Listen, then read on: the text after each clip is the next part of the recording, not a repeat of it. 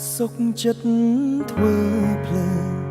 ទូដឹងរឿងក្រុមសយ៉ាងសុខចិត្តទុំត្រង់ព្រោះខ្លាញ់បាត់អូ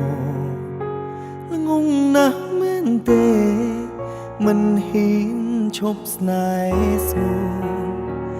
ទាំងដឹងថាអូនធ្លាប់ខនឹងបងមកហើយតែទីបំផុតអូនអ្នកប្រាប់សុំលី